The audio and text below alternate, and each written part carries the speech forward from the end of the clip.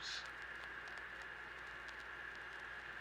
Amidst the shadow of the factories, far beyond the reaches of human endeavor, lies a secret I dare not tell, for fear of mockery, of derision. For indeed my name is cursed, a byword for caution, a wayward, ramshackle, mismanaged wart on the annals of history. I, good sir, am not what my fellow Christian betters may call civilized. I am the dust that blankets the factories. I am the screams in the night. I embody the fear of the common man and the terrors of the elite. I was born not to love, but to hatred and fear. A child, 13th child, in fact, of a mother that lived somewhere in what is now London. My schooling, if you can call it that, was bare, not insomuch as it was profitable, but adequate, according to whatever God may call 2 hours decent. I have known linguistics and writing, and thus have resolved to write this tale on a parchment of scavenged paper, with an inkwell of fortunate stock. It is 11:58 at night here on the cobblestone streets of London, and I fear may soon be killed. I hear the howls. I see shadows with bare teeth and claws. My mother was right after all.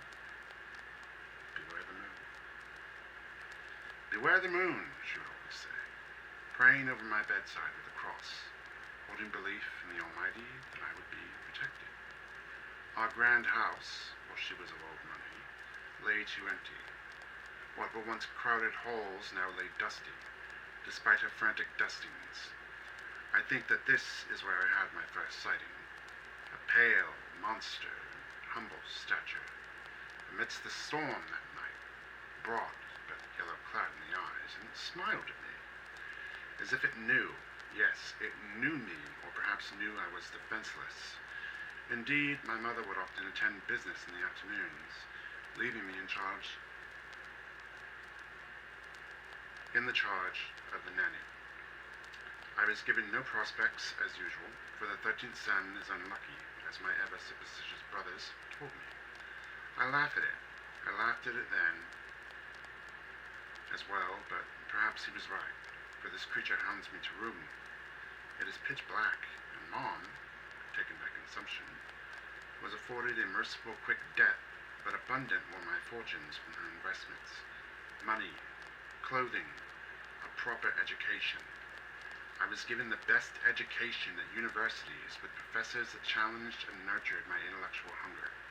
I made a modest business, creating shirts and clothes for the elite few who would toss meager handfuls of gold my way, bereft of charity, with meager being one, and perhaps an extra penny, but not even that. I resent them. I hate them, but I did not kill them. I began hearing rumors of a creature off the port near the Thames River, an anomaly in proportions unknown to man, but ubiquitous enough to warrant interest. I spent my days in the pubs gathering various rumors and whatever information I could, but alas, it was for naught. Apparently, this monster was just a stray dog that fled the kennel. Yet, I heard over the years more reports, more sightings, but never saw a body, and strangely, never saw the monster. Fear gripped me.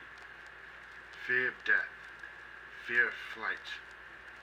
I admit that my brothers did not share my horror, especially when I glanced at the hanging, fleshless bodies in the market.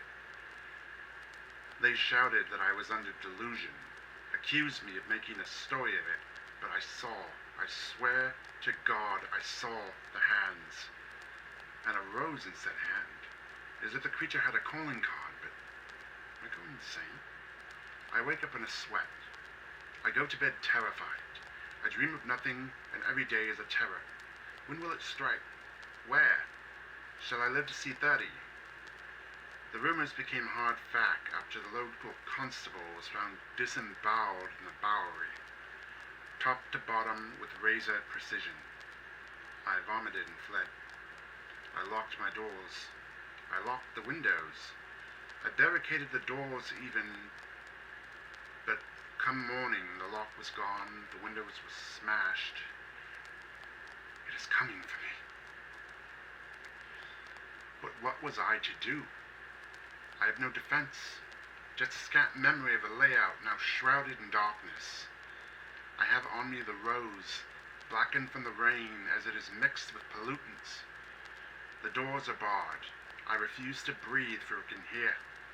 I have no gun, I have no ammo. I have a small pocket knife, but what use is it to me?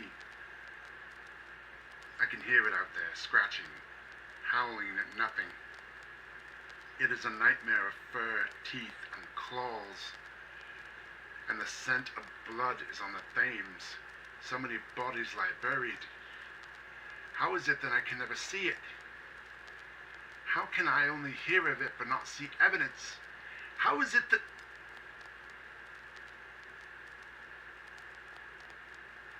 Dear reader, the horrid truth has come about me. I fear this is not a notice for rescue, but absolution. Too late I've remembered when Mother heard the howls in her bedchamber, but I was never there. I remember when Mom came to dress me for church, but I was gone. I remember when I saw the creature on the road, but none saw back. It was a trick of the light. Breath stinking of raw meat, body naked on the ground. I remember now the lack of clothes, the aching pain of sitting down. It cannot be, it shall not be, but it has returned to me.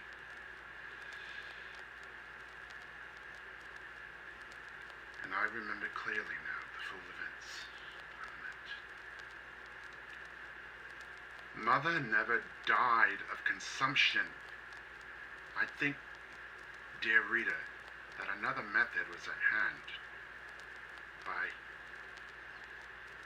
my hand, I fear. Gone, but not forgotten. Her bits and bobs in another chamber, deep in rest. In my own, in my body. But the plates at dinner, Mom cooked it. She cooked it. I swear to God, I saw her cook. Her. But Mother was in bed. Was it I? Did I? No. No. The pigs, that's it. Butchered and cooked tender. Yes, tender. But we had no pigs. No livestock. I spent years telling myself lies. I'd know the truth. We had no animals. I lived a lie, but how did she die then? I swear that the meat pastry I made was fresh. Bakery fresh. I swear. But not on pigs. And what? The meat was as tender as Mother's love. Yes. It was Mother's love. Indeed, I ate fully, but how could I not see? Dear Christ. No! Oh. No. No, no, no, no, no, no, no, no, no, no, no. Fresh meat from fresh bodies. Dead bodies. Mother, forgive me. I am the beast I've been hiding from.